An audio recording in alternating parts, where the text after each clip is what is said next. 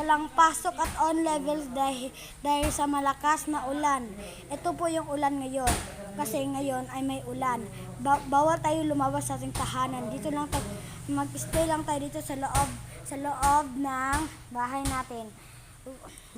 Wag kayong lalabas doon sa COVID-19 at meron pang ulan. Ito nga po yung ulan. Ang lakas-lakas. Tignan mo yung labas namin. Tignan nyo. Ito oh. Ayan.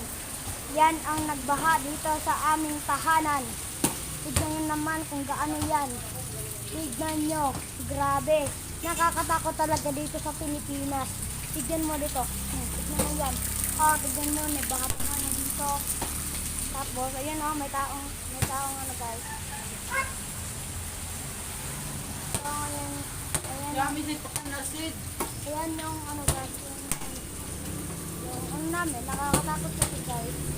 Nakakatakot diba guys? Kasi nakakatakot kasi dito sa Pilipinas eh. Dito sa Menzi namin. Dito sa barangay namin. Kasi creepy talaga dito.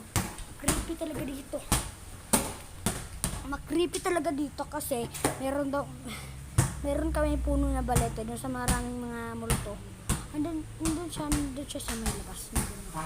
Tapos sa may labas kasi yung kuya ko nag-basketball sa ngayon. Kanina hindi umuwan. Ngayon umulan na. Yun ang kwento ko sa inyo. Makinig kayong mabuti.